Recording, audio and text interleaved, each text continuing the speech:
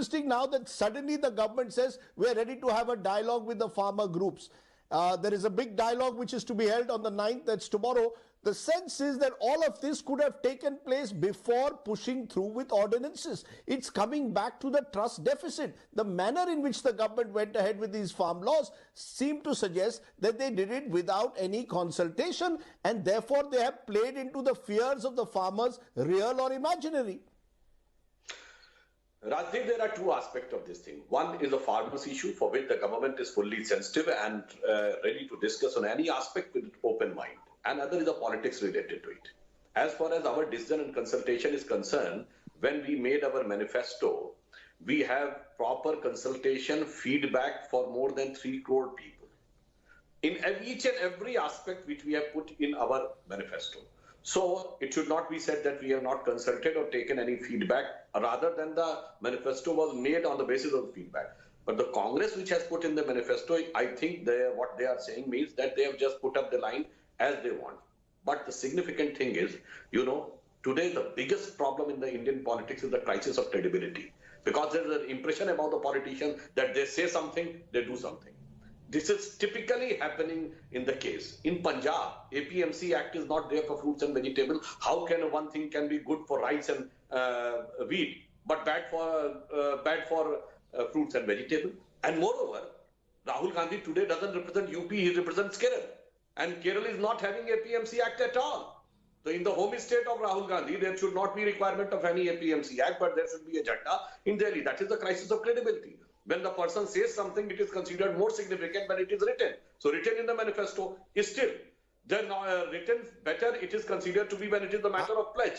The manifesto is considered the matter of pledge. And more severe, when your government does something and you say exactly opposite in other state, it creates a serious crisis of credibility. Now, coming to the aspect of the farmers, I just want to say one thing, that Manish ji, who is a very erudite spokesperson and a learned lawyer, does he remember that during the UPA regime, I'm not quoting the letters of Sharad Pawar ji, there was an instruction from Supreme Court that the FCI was unable to procure because the wheat and rice was overwhelmingly in the godown, so it was lying in the open and getting rotten.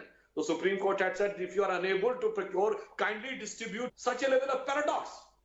It was of 1955 Sir, Act, and Congress. Sir, I'll come to the FCI in a moment.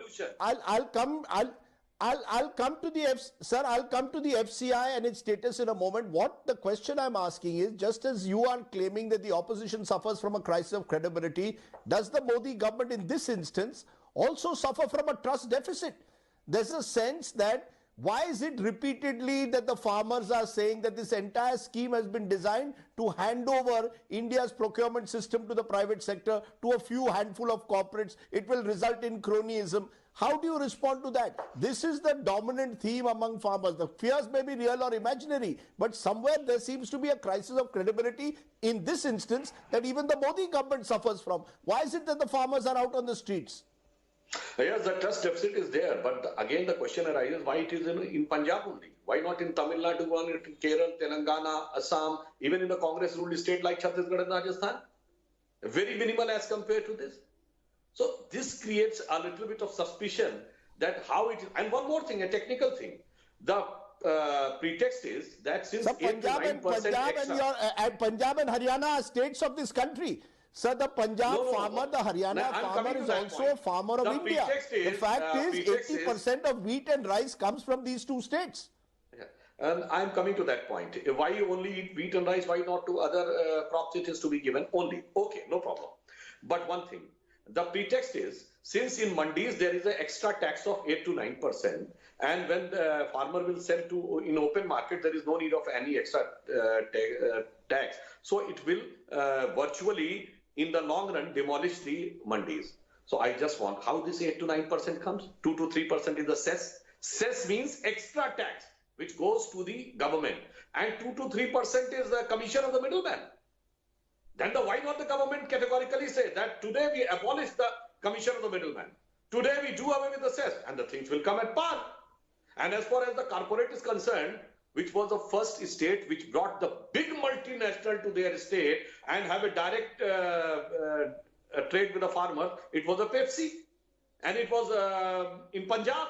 Even from the time of Rajiv Gandhi, it started in 88, and last March 2019, Amrinder Singh has inaugurated a plant with Pepsi. So Pepsi is okay, but as far as the Pepsi is much bigger than any of the Indian corporate.